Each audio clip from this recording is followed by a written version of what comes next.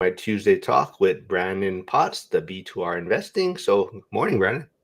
Morning. How is everybody? Everyone is good. We got a few people tuning in already. We got Dylan, Hyder. I see Jeff, Victor. So, morning, everyone. Thanks for tuning in. I guess Zuber's daily financial is probably wrapped up. So, hopefully, everyone would jump over here. But this week, our Tuesday talk will be about what is enough, right? That's kind of what you want to talk about, discuss. Yeah, it's kind of, I always look at Thanksgiving week as a time where I'm slowing down a little bit and kind of a reflection week of things going on in life and where I'm heading and just a good time to talk about those types of things and then following that in here in real estate, knowing when is enough and when when you stop striving.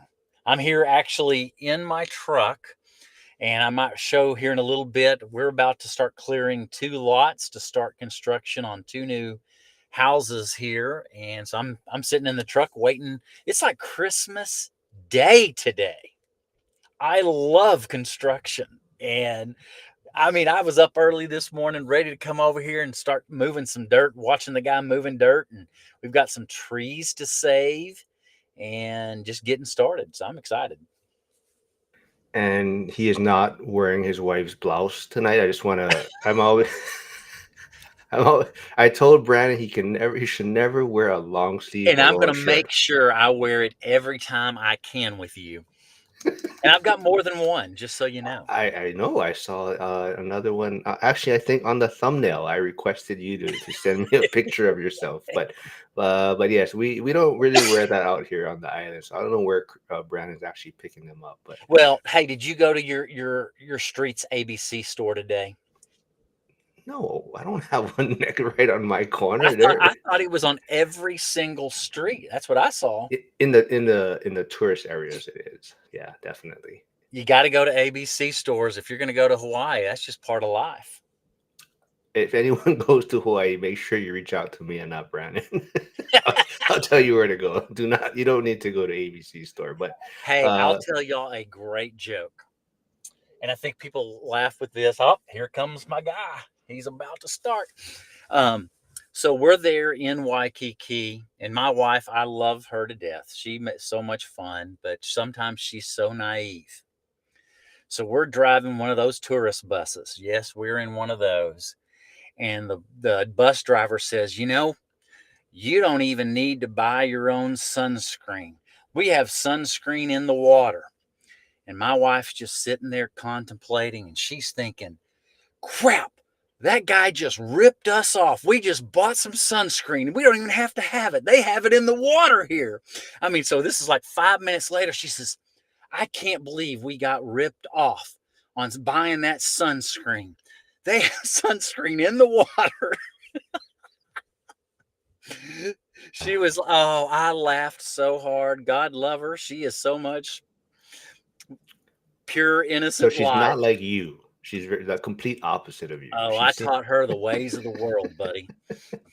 well, let's kind of get back on topic. But I guess I'm supposed to ask people to please hit that subscribe and like button. Also, go to Brandon's channel, who is streaming. I guess that's what Graham Stephan mentioned to Zuber, that you gotta ask people to subscribe and like to help with the Absolutely. algorithm.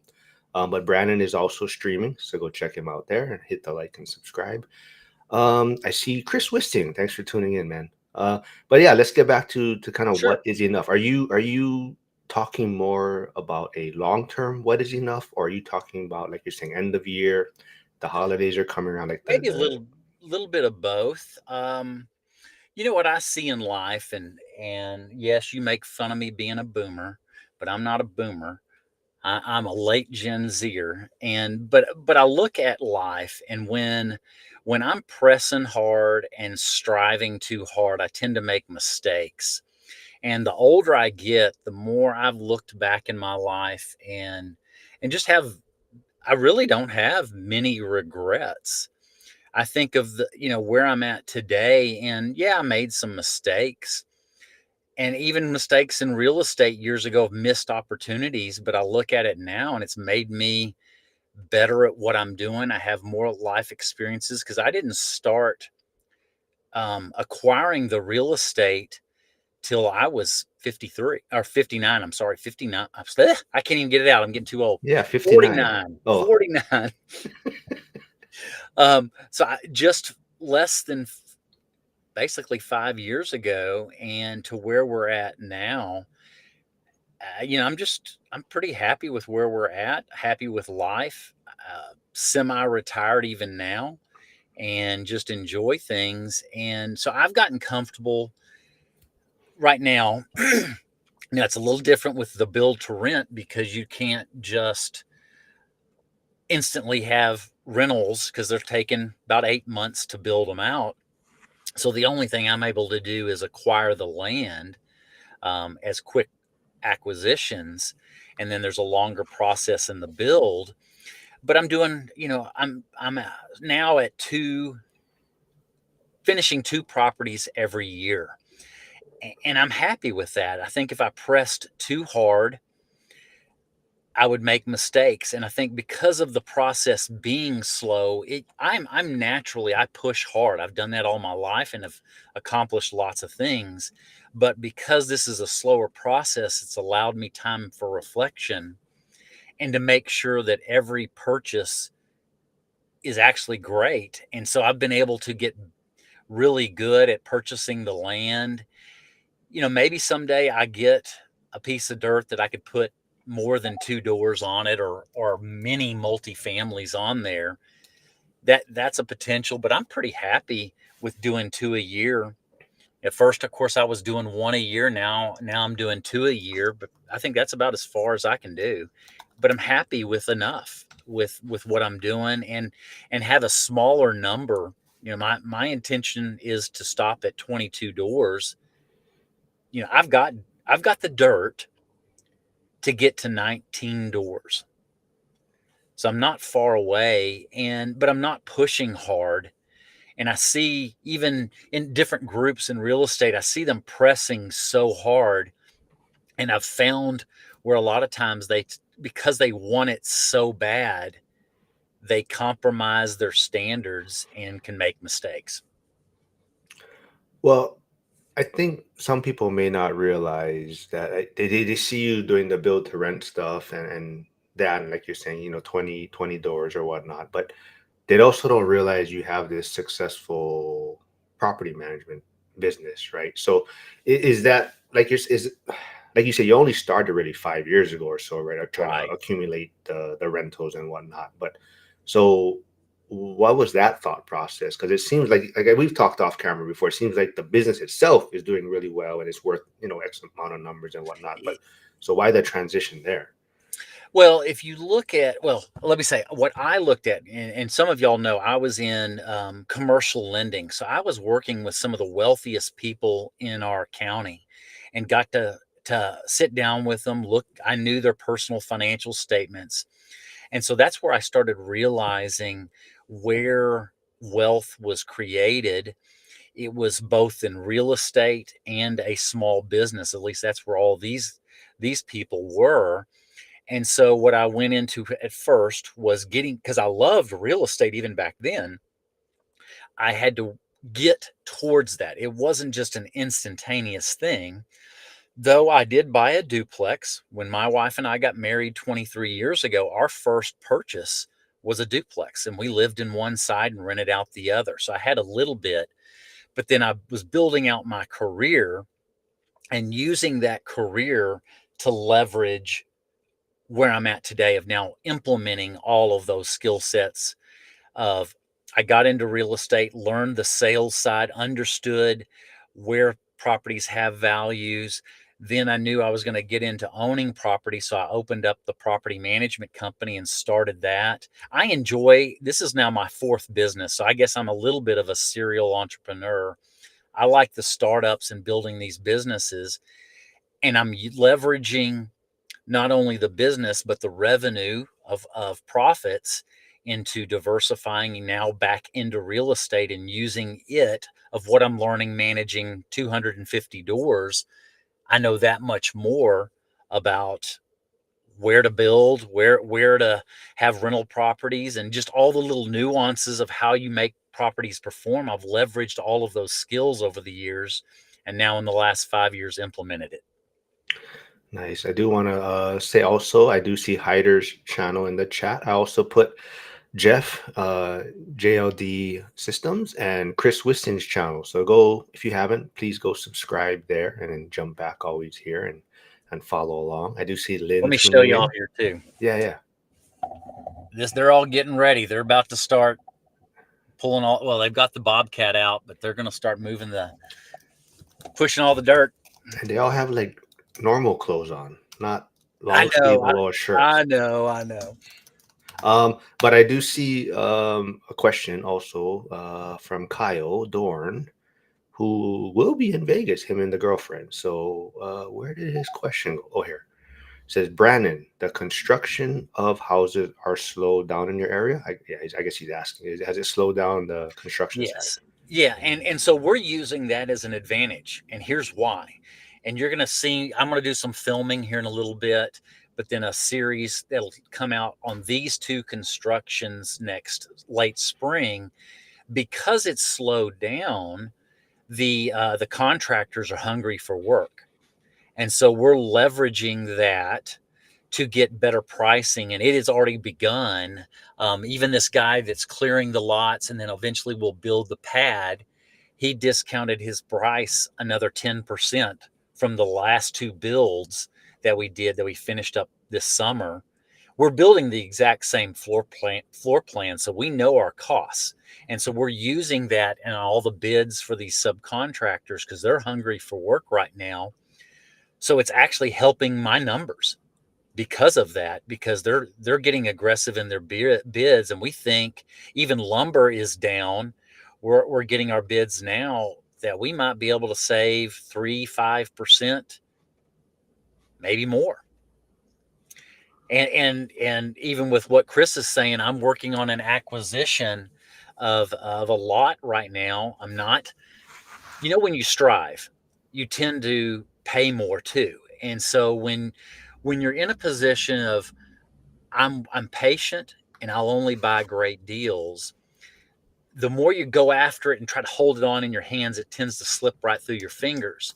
Because I'm not holding on to what I want so tightly, I've been able to get better deals. And there is a lot that I'm looking at right now that I'm even waiting another week after Thanksgiving, and then maybe I'll put the offer out, or I might wait till December 15th and say, hey, I can close by year end. I want it for this discounted price, and use that end of the year as an advantage. They feel that clock because this is the time of the year, the fourth quarter, that you get better deals. And I've done it multiple times, but I'm not so hungry and desperate that I'm going to overpay. I'm only going to buy great deals. Now, this one is already priced at the number I would be willing to pay, but I promise you, I will not pay that.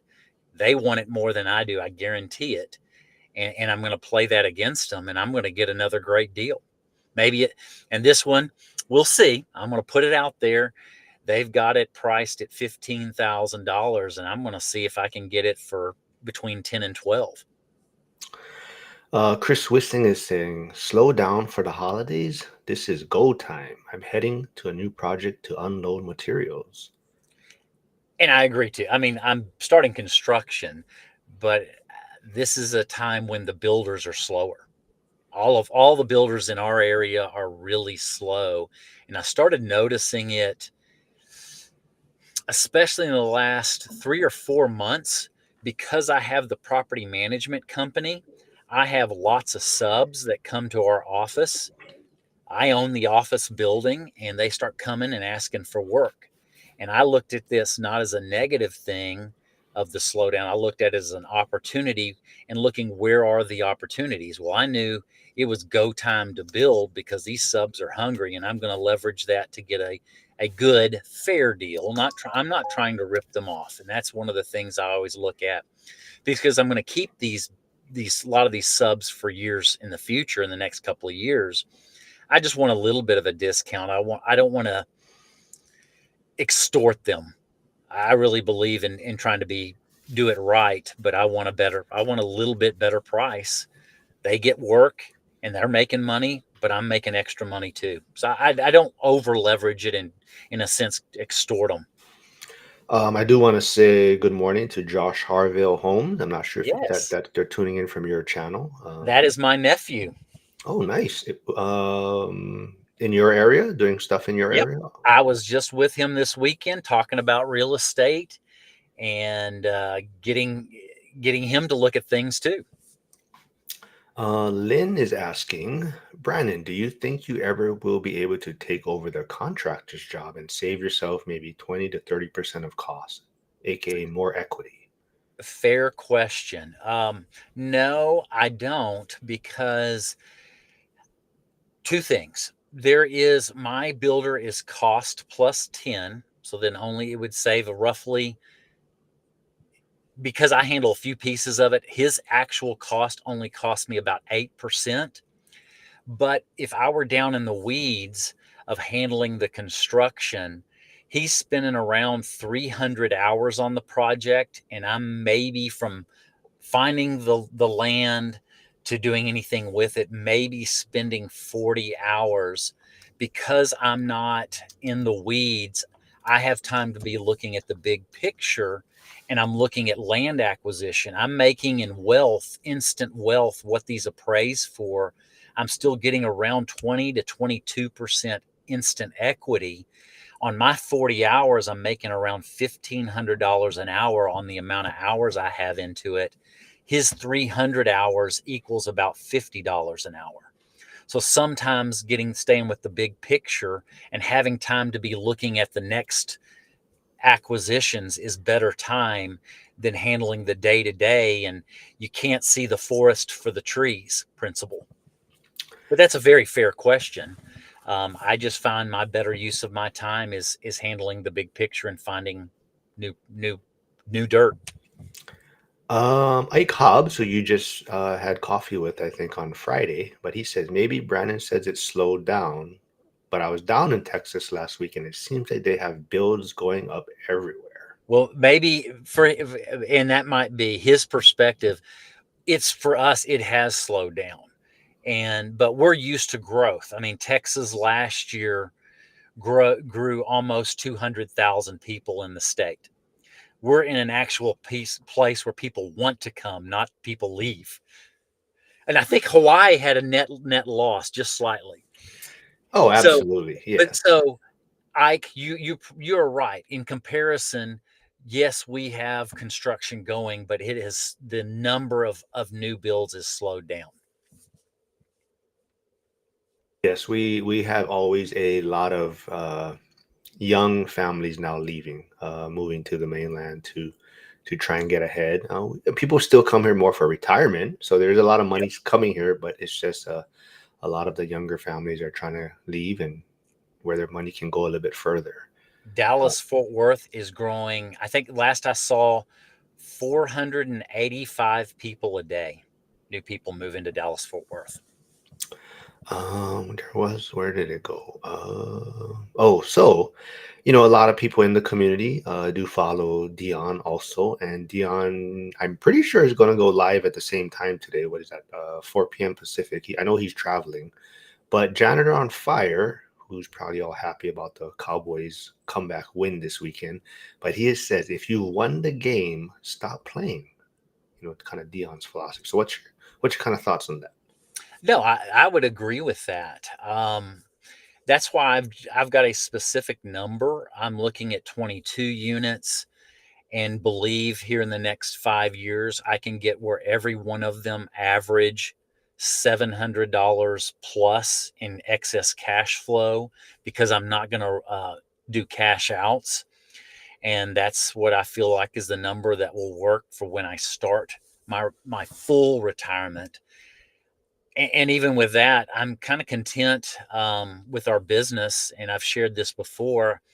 I'm only working about 15 hours a week within the business. I have good people that are working the business, deciding whether I keep it. My daughter, who will be at the conference, she is coming. She wants to get into the business and real estate, and is going to be a finance major.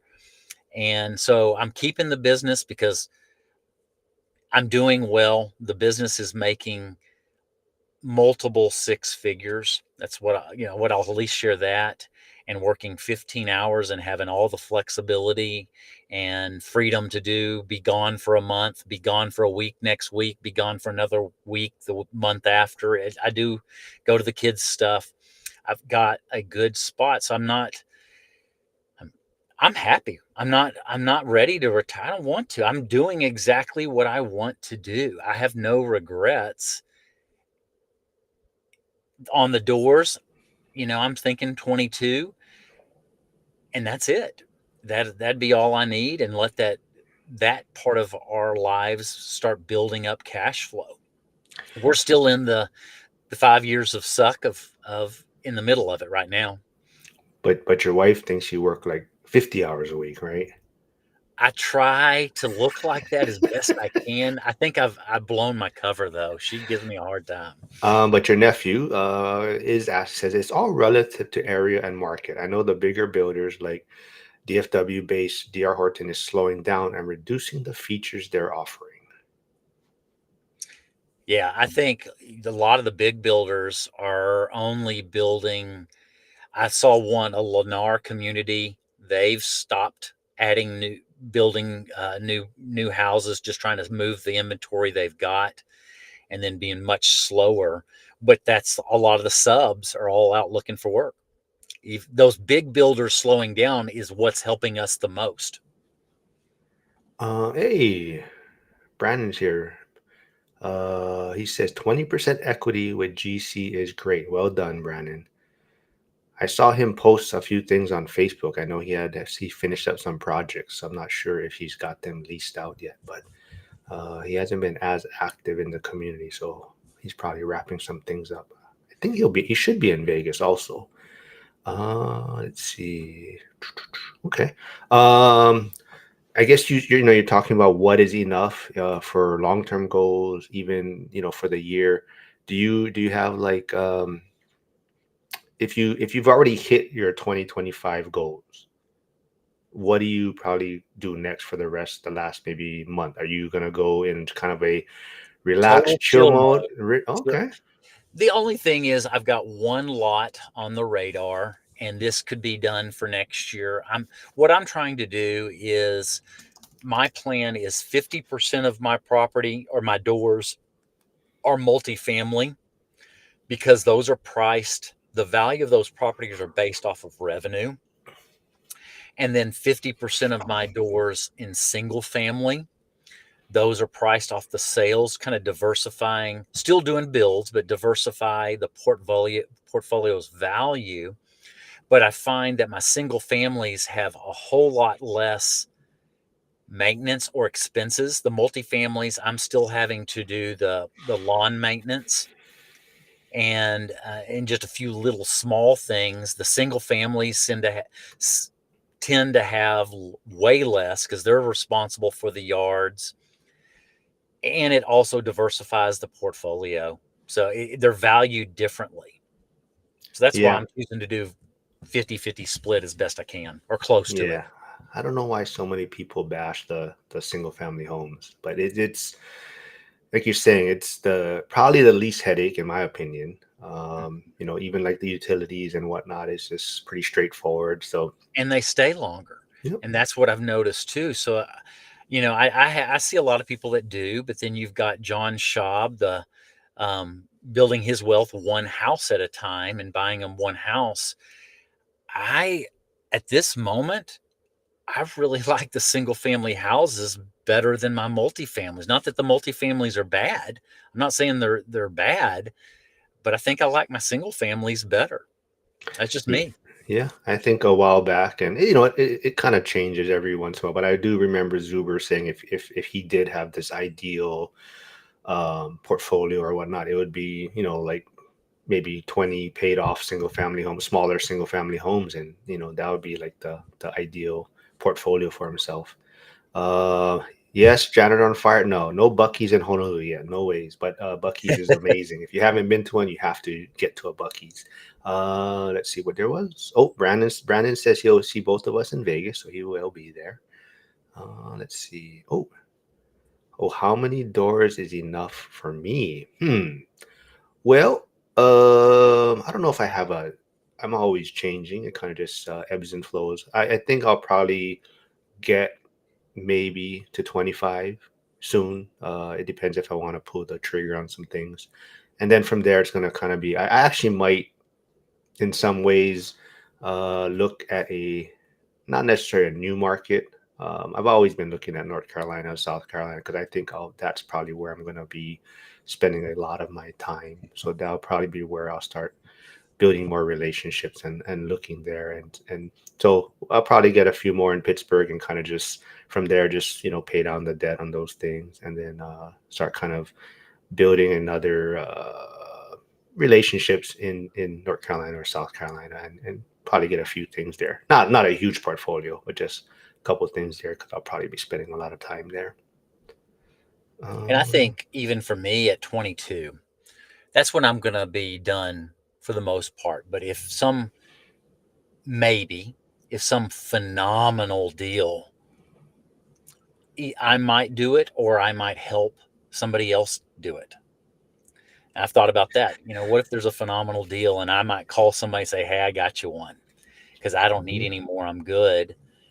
But I will say this: I love building so much, and I know that's not everybody. I'm telling you, it is like Christmas Day today. I'm so excited. It doesn't feel like work at all. It's like, to me, I wonder if it's like an artist building something that they have a passion for. Um, I love it that much. I mean, if I go 6, 9 months without doing new builds, I'm like itchy, and I'm like, I'm like, I want to build one. I love that part. It's just so much fun to me. It's not work, but I'm using what I love to do to build wealth. And I think next steps probably, say I'm at that 22, it could be helping others, helping my children, let them do one, and helping them get their first one that's theirs. Yeah, so to that point, I do want to say good morning to Jack. Hopefully, you're feeling a lot better. I know you missed your live stream with Lynn and Dylan this weekend because you weren't feeling well. But so Jeff, who's at York, Pennsylvania, says we avoid single-family homes because we prefer to leave them for others to get on the property ladder. But I would also push back a little bit because kind of to what Chris Webb is saying after is I agree with single family home, but multifamily does take away the housing cost for house tax, right? So if you're saying you're leaving single family homes for people to get on the property ladder, I would say the small multis is probably easier or better for someone to get on the property ladder, right? Yes. So Oh, absolutely. I mean, that's what we did. Our first one, when Mindy and I got married, was a duplex, and it allowed us to get into it and start getting experience with rental properties, but especially even for these Gen Zers, what I've been teaching to them, getting them on that property ladder, that is the way to go. I mean, that's going to be the easiest way to get in because they count 75% of the other's rents into their income to qualify for that duplex or quadplex or triplex. That would be the first purchase, logically. a little bit pivoting, but Jack is asking, oh wait, Jack enjoys real estate. Did he just change his YouTube name? But he is saying Yeah, Cynthia is excited about Friday morning coffee. Just to double check, it's the Denny's on the Strip, not Fremont. Is that correct? it is. It's the Denny's on the Strip, and I believe it's right beside the Venetian, or right real close to the Venetian is where that Denny's is. Your nephew from your channel is saying, do you see the data centers coming into Hood County being the primary driver of the rental market like it is in Abilene? Once those are finished construction and the workers leave, will that impact?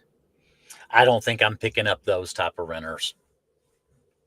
So I don't know, but I haven't been paying that much attention to it. Okay. Jack is saying, Brandon, how long are you planning to keep on building? I'm really interested in once I'm getting close to being done with Pittsburgh, looking in your market and maybe buying some off of you, like you've talked about in the past? I have had that thought, even discussed that with my wife of maybe doing one or two. Um, that is potential. I seriously, that is potential here in the next 2 years that I could do one, and I've even mentioned it to Michael. I'm not trying, genuinely not trying to do that to leverage this group to make for me to make money. But I've thought about building one that helps everybody out just because I enjoy building it, and somebody, if the numbers can work for someone. So that is something I've considered because I enjoy building. Who knows? I mean, that could be in the near future in the next couple of years. So Jeff wants to clarify a little bit. He says we avoid duplexes too. If I am thought all the work to get financing, I want at least 5 doors, preferably 10 plus. Okay, very good.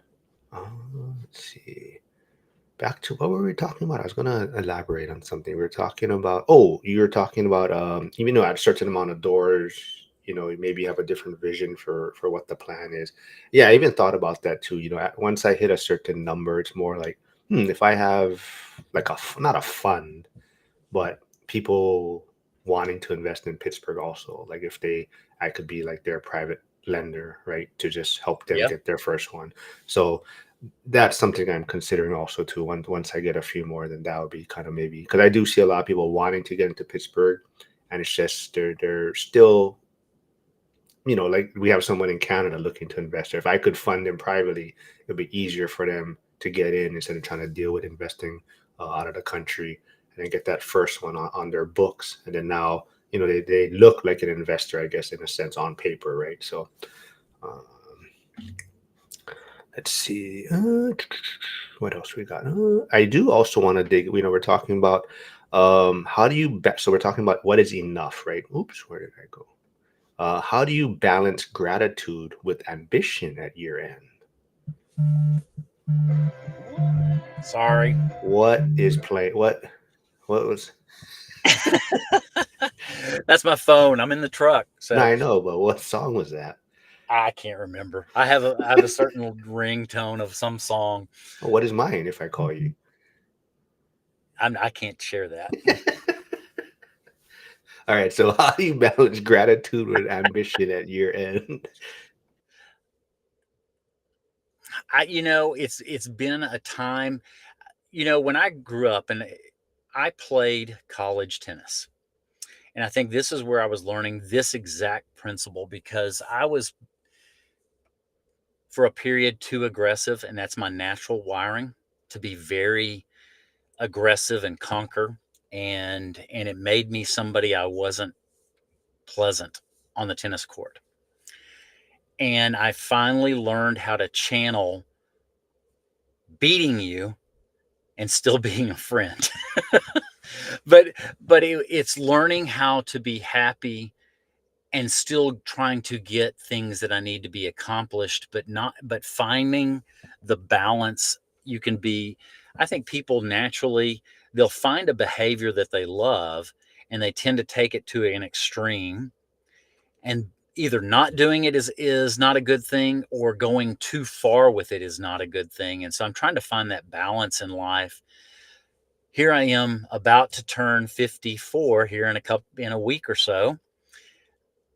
As you get older, you start reflecting what brings value to life, and it's just relationships and enjoying, appreciating the journey where you are to this very day, enjoying my kids because those days get fleeting and they go start getting so much faster that I'm trying to just enjoy every single day for what it brings, and just kind of, weird stuff happens of fun things and you think, wow, that's pretty interesting. And I don't know, I've just gotten more introspective of enjoying life. Yes, I want to accomplish things, but not at the expense of relationships and others. I'm trying to figure that balance out. I'm not saying I've perfected it, but I'm pretty, for the first time in my life in the last couple of years, I'm pretty happy exactly where I'm at. And I don't know, it's a pretty unique feeling. Mick is asking. I believe Mick is in Colorado, I believe. But for those 22 to 25 single family rental goals, what is the target cash flow of each? What is comfortable? And I do believe you come out with your video on cash flow? We talked about it a little bit last week on the live, right? But you were talking, did you come out with an actual video about what is ideal cash flow, Yeah, like a break? I did. I think I've already talked about that. What my ideal starting, because I remember this. I've been in finance and real estate for 30 years. This is the only thing I've ever done. I started out, I was a stockbroker. So I've seen most of the angles. I was a stockbroker. I was a commercial vice president of commercial lending for years. My wife was a mortgage loan officer. Then I was a CFO and started a real estate company, now a property management. I remember when good cash flow was $100 to $150. I remember those conversations 20, 30 years ago. Now I believe the good starting cash flow because of inflation is above 200. And so what I'm trying to do for my starting cash flow on these two new constructions, I'm going to share all those numbers throughout the build and the final numbers, but the early projections are we're going to be, depending on interest rate, and I've got a pretty reasonable interest rate, but I've already been quoted much lower than what I have in my spreadsheet. I'm looking at over $400 cash flow day one on a brand new construction. Most of them have been above 300. These two look to be above 400. So I'm building the same on the single family floor plan. I'm building the same floor plan. So you get a little bit of scale and you know what the cost should be, which is helping me getting bids with these subs. I know what the price should be and what we're trying to get in savings. But that's the starting cash flow, the eventual cash flow.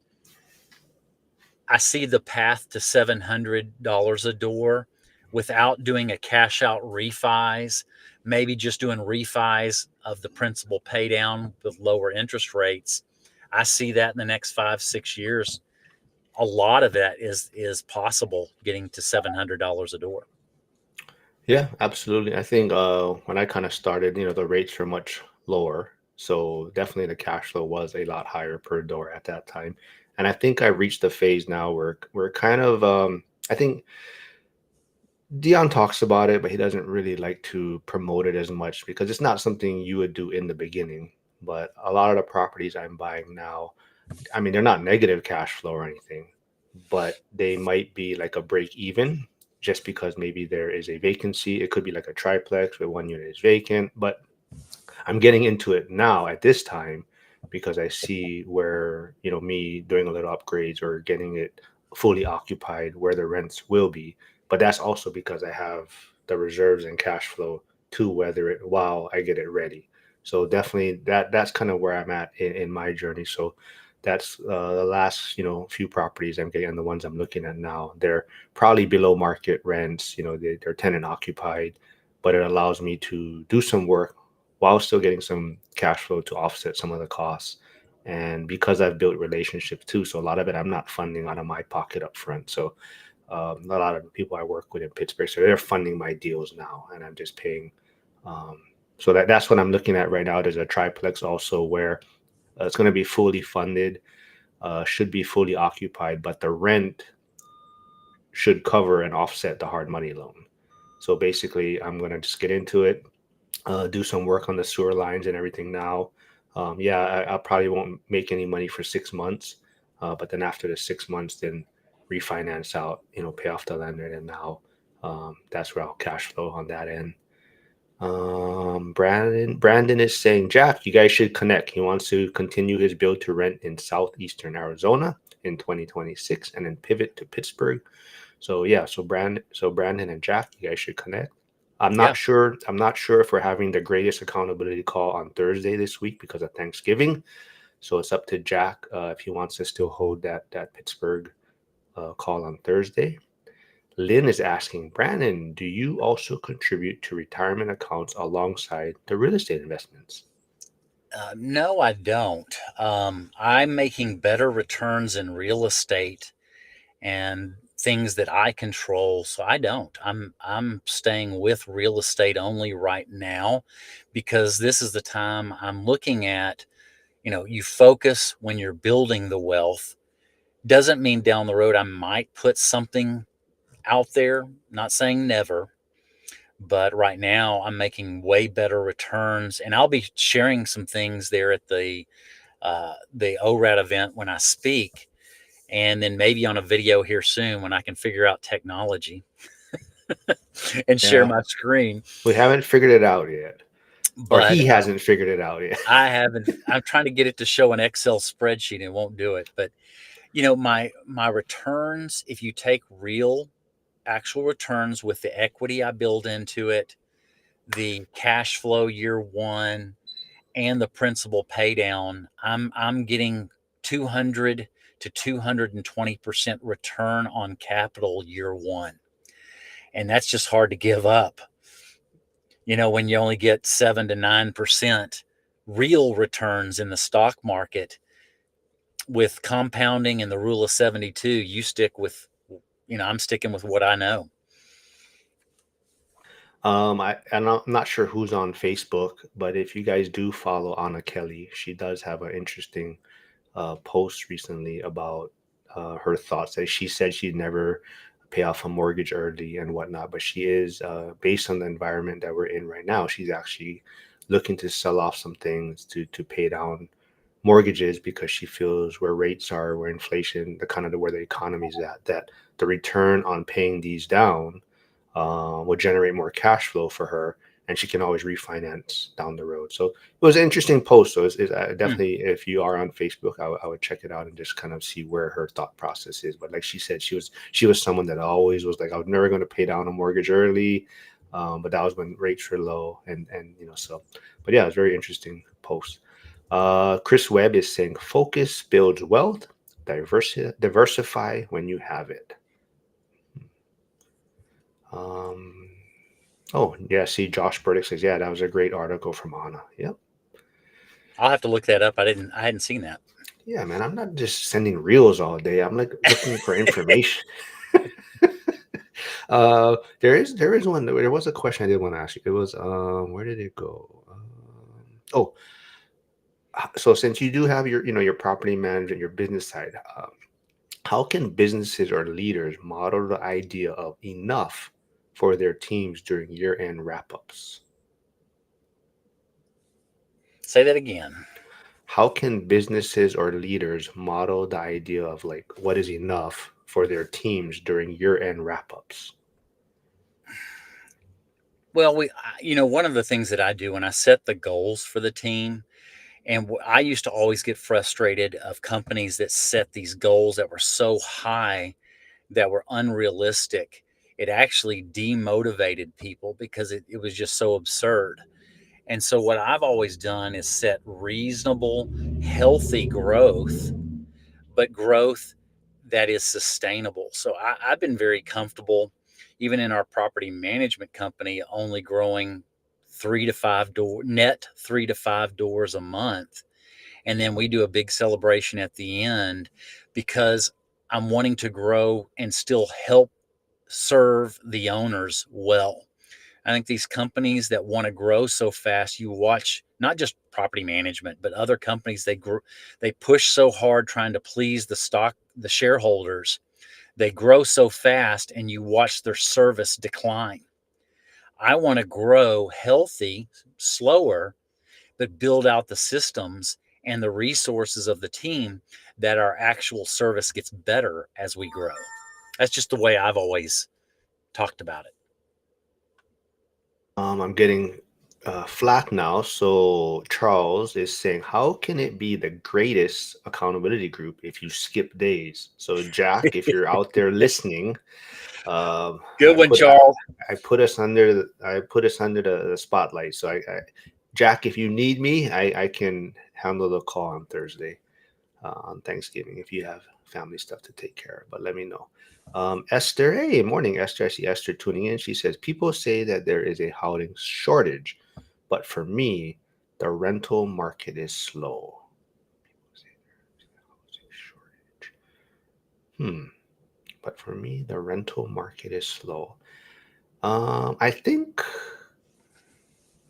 yeah, I think so. I think that is also, you have to look at it from why um, Jared's rent by room model is getting very attractive for a lot of people. So, typical rentals, one family per home, or one person, in a unit or whatnot. I think it is kind of soft right now, that market, but that's why people are looking at the rent by room model, because it is a little more affordable for these people looking for housing or rental units. And that's why some people are feeling that is the kind of the next step in housing. You kind of have any thoughts on that, Brandon? The only things I concern myself with, I think of recent history of the regulation of short term rentals. I'm not saying I don't know, but I think about that in my thoughts is that here in Texas they began regulating short term rentals in Dallas County, where Dallas is, and overnight the value of those short term rentals went to just regular housing, and they lost a lot of money, these short-term rental people. I don't know if these rent by the room will go that way, but it's in my mind. So I agree, it is helping with affordability for a certain group, and I agree it's needed. It's just, what are these cities going to do down the road with these bad operators? Will they just broad brush eliminate it? And so I think about that. I don't know. It's still, I don't know if it's a brand new model, but it's newer in my perspective of what I've been watching happening. And so I think about those types of things. Yeah. I think the other reason maybe the rental market is slow is because people are just staying put, and I not think so taking too. that chance, right, to try and look for another place to stay. Because I mean, yes, there's homelessness and people don't have a place to stay right now, but majority of people are probably moving from whether one living condition to the next. But right now, because of where things are at in the economy, they're just like, I'm just going to stay put for now We're instead of seeing move. it, and I see Esther's comment. We're advising all of our owners now, do not raise rents. You get that vacancy and they move, it's going to take double, triple the amount of time it was before to get it rented out. I've even advised certain ones of them to actually offer a less rent, because the market is offering a lower rent, and being in jeopardy of losing that person. Because if you're going to go back out on the market, you're going to get a different number. Here in Texas, you're looking at 7 to 10%, depending on the area. Even here in Dallas Fort Worth, that say you go down, and I did it on some of mine. I was in jeopardy of losing some tenants because the market had changed. And it's, you got to do what the let the market dictate. And so I said, hey, the rents have come down a little bit, and I lowered the rent on a property by $50. And 1 month vacancy, I would have lost well more than $50 over that year, that $600. But it put it where the market is. So we're advising our owners. We haven't increased, man, in almost 18 months on anyone, but we went through a period we were. And probably all of us, the people that have been in this for multiple years, the rents went up quite a bit from 2020 to 2022. Then it kind of flattened out, at least in our area, in 23, and then it began declining in 24 and 25. So yeah, you got all that increases over a few years, but it's I think it's starting to stabilize. I feel right now here in this area, but it has declined over the last year. So we counsel, and that's where I come in, and I'll talk to the owners, because I can talk to them peer to peer.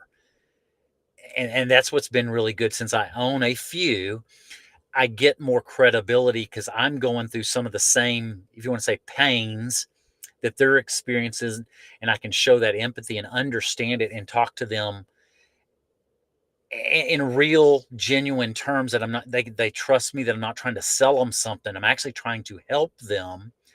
Now, another story, I had an owner that didn't listen to me.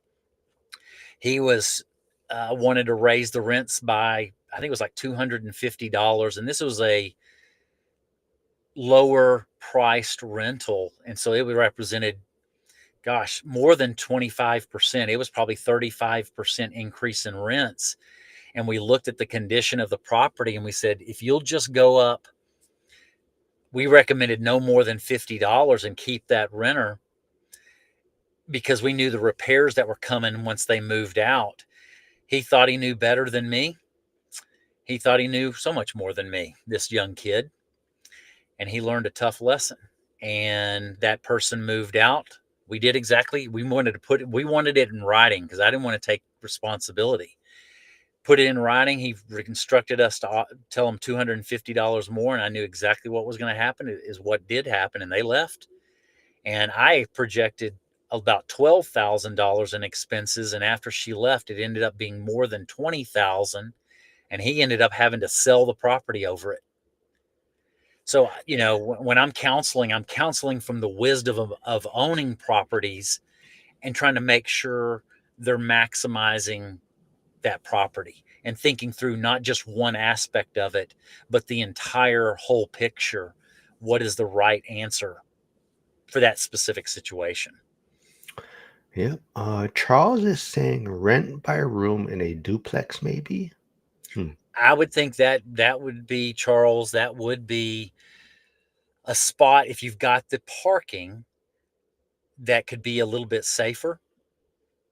If you've got the spot, the amount of parking. And I know Jared talks about that. He looks at that when he's buying properties. He is definitely looking for the parking, because I think you could get a lot of complaints if you don't have enough parking and they're all over the place and upsetting the neighbors. They're going to go to the city councils and start complaining, and then you might get regulated out.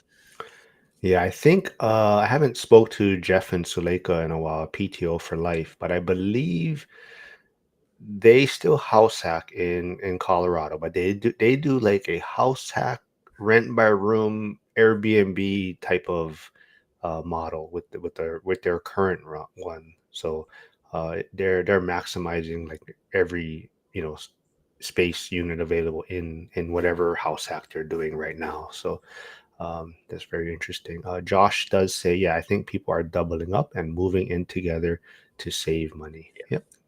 I think we're going to see more and more families, multi-generation families living together, as affordability it is getting better, because wages are growing more than real estate as a whole is the costs are growing. So it is starting to catch up a little bit, but it's going to take several years. But as long as there's unaffordable housing, I think we're going to see more people doing the rent by room, but then also multiple generations living together. Yeah, that's always been a common thing in Hawaii. So even, well, I Yeah, mean, y'all have that there in yeah, Hawaii, but I'm sure you don't say y'all, but yeah, we don't, but and we don't wear those shirts too, by the way. But But what were we talking? Oh, about the. If you guys haven't seen, also, I would check out one of Zuber's. I believe he was talking with Stephen Dow from Velocity Mortgage, talking about a group of people that recently did a purchase through Stephen Dow. But it was about these five friends, I believe, or five individuals or business partners. But they've been trying to get an investment property for X number of years. That maybe I think they're on the younger side, but they basically came together and said, hey, this is the plan. We are going to, I think it was $50 a week. Each of us are going to put aside for, I believe, 2 years. So all five of them put this money aside, and they had a down payment for an investment property. So now that's how those five individuals got into their first investment property. And then, yeah, it was a cool story. So if you haven't, go check out that recent video. We'll wrap I'll things tell up. you another one real Yeah. quick. I found a video. I watched it this morning. It's about 45 minutes long. Y'all need to go back. I'm kind of using the Wayback Machine of looking some old videos of Zuber, um, I found one yesterday that popped up, and I've noticed YouTube will then begin serving up older videos when you start doing that. There was an old interview with Millennial Mike and Zuber from 6 years ago. It's 45 minutes long. It was phenomenal, giving more context. It was really enjoyable for Michael Zuber. He went through his story that much more with Millennial Mike, and his channel was less than 1,000 subscribers at that time. And it was just a really good video to watch. No, absolutely. I think my last comment review section video that I did with Zuber, one of the questions was who was the greatest investor that he's ever interviewed, and he mentioned a few people. I know Coach Carson and things like that. But I did mention Millennial Mike more from the point that he knew Millennial Mike from pretty much the beginning of Mike's journey, right, and to where he's at now. So, but he said Mike has to retire before he can put him into that echelon. So, but yeah, like I said, if people haven't had a chance, and because I go through the comments, I've gone through a lot of the old videos too. Anyone that wants to start this social media YouTube channel side, just do it. If you go back, Zuber's early videos have like 50 views, 20 views. Yep, I saw There, that too. yeah, it's and then like you said, he just caught traction and he grew. And that's what me and Brandon, like, yesterday, Cody Davis is my Monday guest. Brandon's my Tuesday. Tomorrow I have Lauren and Joel back on, my Wednesday regulars. And for now, Emily, if you guys don't know Emily Lopez, she'll be on Fridays. She's been on Zuber's channel recently. But yeah, it's get started. Just do it. I mean, it's like I said, if you go back, he was getting 50 views a video, right?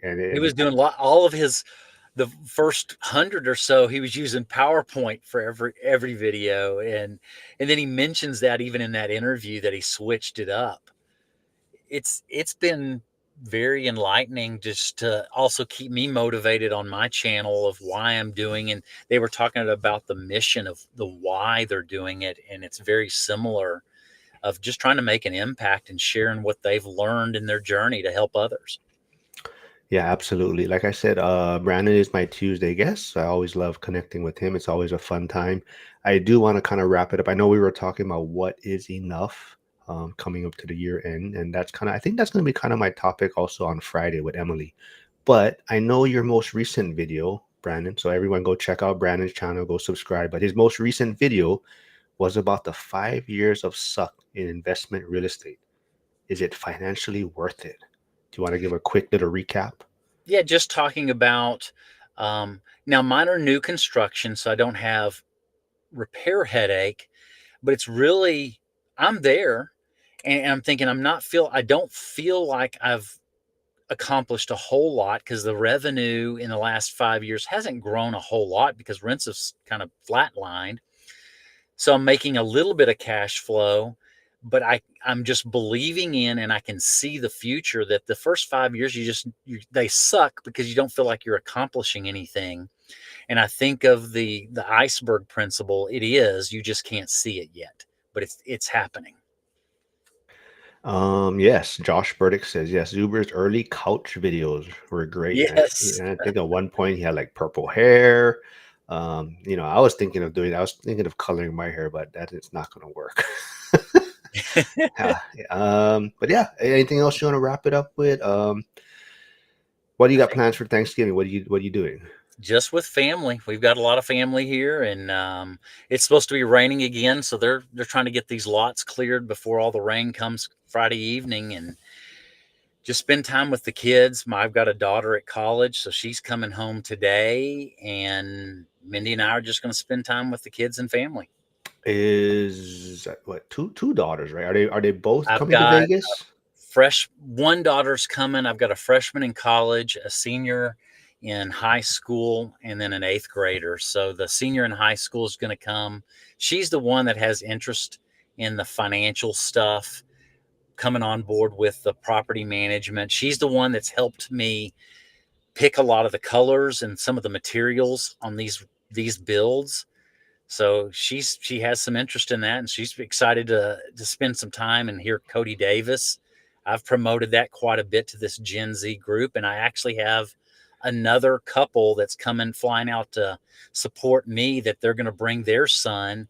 And fun fact, he was one of the guys last year I've mentioned when I was teaching financial literacy at the high school. He was a senior then, and I think I piqued his interest. He's going to be coming. Nice. So So this is from one of the schools. yeah, people don't know what we're talking about. Zuber did open up, I believe, about 20 spots for kids, teenagers to attend free to the event. I'm not sure how many people have actually reached out about it. I'm assuming probably at least around 10 or so now. I think so. Yeah, Yeah. so there's only a few spots available. So if you have anyone interested, message Zuber, and I believe you're also going to get the kid, teenager will have an opportunity to have a one-on-one with Yep. Cody Davis. So that's going to be super cool too.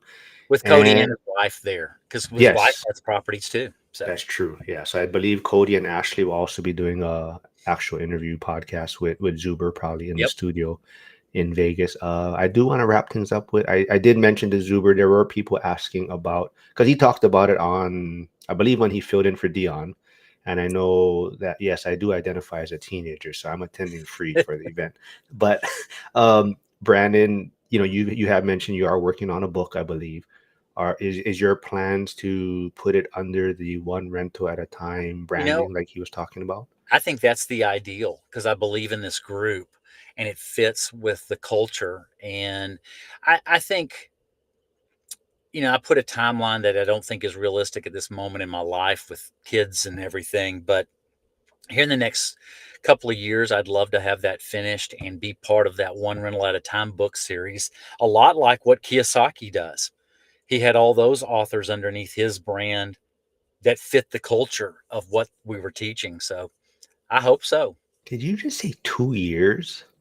I know I'm going to keep spreading it out. I Well, was looking at it the other day. I was looking at my notes and saying, okay, I need to work this over this next 6 weeks, kind of getting some more things organized on it. hey, hi, Nicole. We are wrapping things up soon, so if you have any questions for Brandon, shoot it in the chat. But we'll get that maybe to 1 year. We'll put Yasik on you. We're gonna tell Yasik that Brandon needs to get his book out there in 1 year, and he will hold you accountable. Well, I'm scared. One of the things, if y'all seen me post stuff, I can't write well. God did not give me that talent. I can interpret numbers, but that's some of the hardest thing for me is to write. Though I know it and can speak it, putting it on paper, I tend to write in run-on sentences, or I use the wrong there. And, I do a lot of editing when I write, even posts, because I just can't. I know what I'm saying, and I'm struggling putting it out there. So y'all see me write and see some weird stuff that I write. Know that's just, I can't. No, I hear you, man. So all my emails now, I use the Gemini polish Yes. to send Yeah. it out. So if you meet me in person, it'll probably be completely you're like talking to a different person compared to my emails. Yep. All right, man. Well, this was a fun one. Thanks for doing this. Hopefully the weather holds up and you can break ground or clear the lot. Yeah, they're making some progress. I can't wait to get over there and see what they're doing. All right. Well, if I don't talk to you, you have a wonderful Thanksgiving, and everyone. I will see you folks tomorrow with Joel. Lauren will be back. Lauren did purchase her tickets live last week for the Vegas event, so she will be attending in Vegas. And we might have a special guest tomorrow. I'm not sure. I have to confirm if this individual will be coming on tomorrow. Oh, here we go. We'll wrap it up with this. Yasik says can't doesn't exist in my dictionary. So we'll make him hold you accountable for getting that book out there then, Brandon. There you go. All right, man. Thanks. I will see you next week then. Sounds good. Thanks, everyone.